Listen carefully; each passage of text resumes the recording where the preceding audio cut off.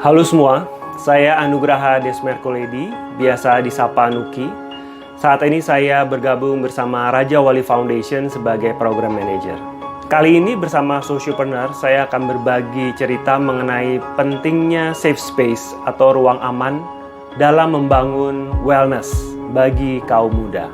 Pernahkah teman-teman dalam menghadapi satu atau beberapa masalah merasa sedih, merasa kesal, atau merasa sendiri, sulit menemukan tempat untuk bercerita, atau seketika kita ingin meluapkan segala amarah, merasa depresi. Apalagi di saat pandemi seperti sekarang ini, di saat kondisi tidak menentu. Kita mendengar banyaknya pemutusan hubungan kerja, sulitnya untuk mencari pekerjaan baru. Ini akan mempengaruhi pikiran kita, mempengaruhi mental kita. Secara keseluruhan akan mempengaruhi wellness kita.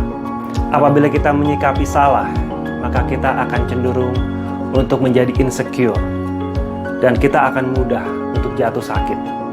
Wellness sendiri memiliki makna sebagai proses dalam menjaga atau mencapai kesehatan yang menyeluruh, baik secara fisik, mental, maupun emosional. Apabila kita memiliki wellness yang baik, maka kita pun akan mampu mengambil keputusan yang baik akan diri kita dalam kaitannya untuk menghadapi dan menyelesaikan masalah.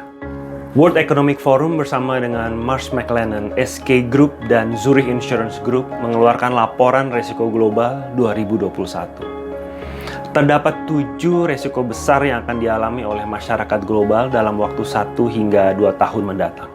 Dari ketujuh tersebut, diantaranya adalah krisis pengangguran, kesulitan mencari mata pencaharian, adanya pertumbuhan ekonomi yang stagnan.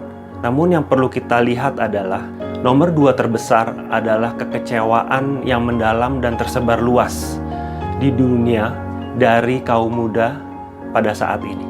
Kaum muda yang dimaksud adalah mereka yang saat ini berusia 15 hingga 24 tahun. Menurut laporan, secara global 80% dari mereka mengalami gangguan terhadap kesehatan mental mereka. Dalam melihat dan menyikapi kondisi pandemi saat ini, mereka akan cenderung ketakutan, mereka akan cenderung putus asa, atau bahkan marah. Hal ini bisa dimaklumi dengan melihat bahwa terbatasnya pilihan pada mereka untuk mengakses pendidikan, keterbatasan pilihan untuk mengakses dunia pekerjaan, dan lain sebagainya. Ini adalah sesuatu yang perlu kita tangani bersama. Wellness sendiri terdiri dari 8 unsur dimensi, yakni emotional, spiritual, intellectual, physical, environmental, financial, occupational, dan social. Di saat pandemi seperti sekarang ini, untuk mencapai ke-8 unsur wellness merupakan hal yang sangat mahal. Oleh karenanya, saya mengajak kita semua untuk bisa saling mendukung, memberikan support kepada kaum muda, memberikan ruang aman, safe space, sehingga kita bisa membangun wellness bersama-sama. Mengapa safe space penting untuk kaum muda? Ketika kita merasa gelisah, gundah, ketika kita merasa di bawah, kecenderungannya adalah kita akan mencari sosok yang dapat memberikan solusi dan jalan keluar untuk kita. Sejauh yang saya bisa amati, ada 2 orang dengan profesi yang cukup efektif untuk memberikan pendampingan. Yang pertama adalah konselor, dan yang kedua adalah pemuka agama. Namun kedua orang dengan profesi tersebut mempunyai keterbatasan. Sebutlah 2 keterbatasannya adalah dari sisi waktu dan jangkauan. Ambil contoh guru BK di sekolah. Mungkin rasio penanganan dari guru BK adalah 1:100 siswa atau siswi. Dari rasio ini tentunya kita bisa melihat bagaimana kaum muda dalam berdiskusi atau mencari jalan keluar terhadap masalahnya dengan bercerita atau berkonsultasi dengan guru BK.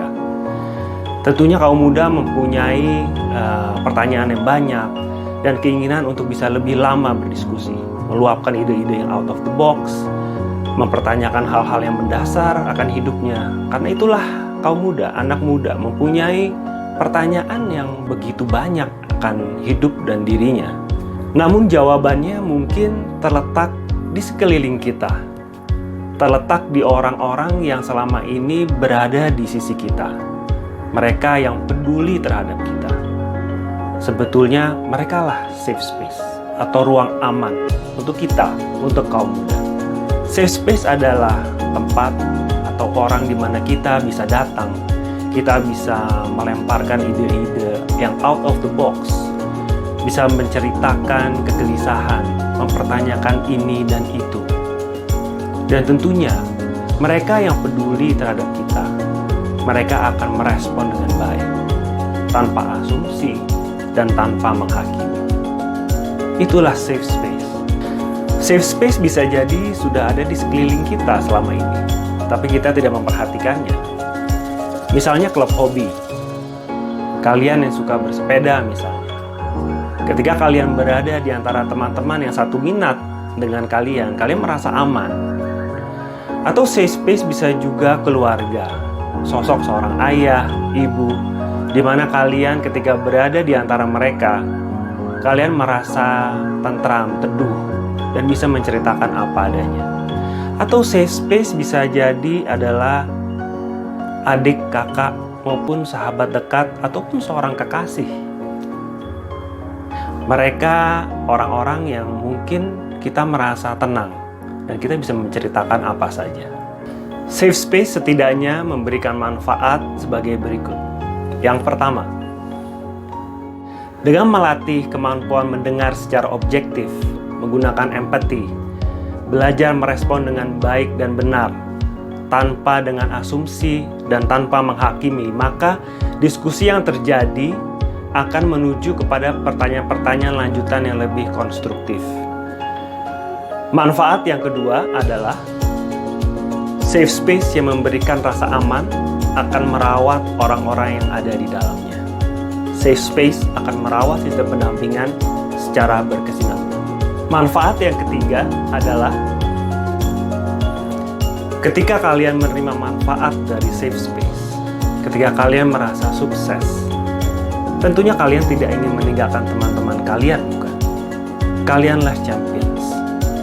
Kalian ingin teman-teman kalian juga ikut sukses. Seorang champion seperti kalian ingin melahirkan champions-champions berikutnya. Itulah manfaat ketiga dari sebuah safe space.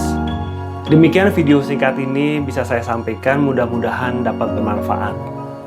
Sebagai penutup, pandemi COVID-19 yang terjadi saat ini, yang terjadi di saat kalian kaum muda, terutama generasi Z sedang bertumbuh kembang, merupakan hal yang tidak terjadi di generasi-generasi sebelum kalian.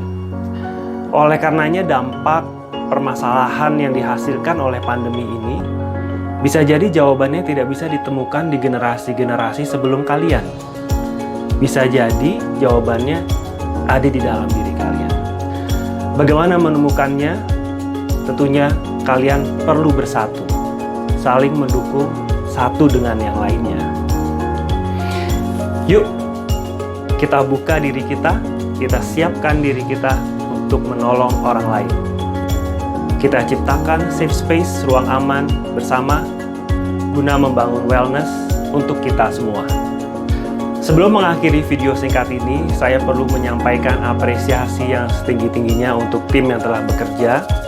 Mereka adalah sukarelawan muda dari Aceh hingga ke Maluku.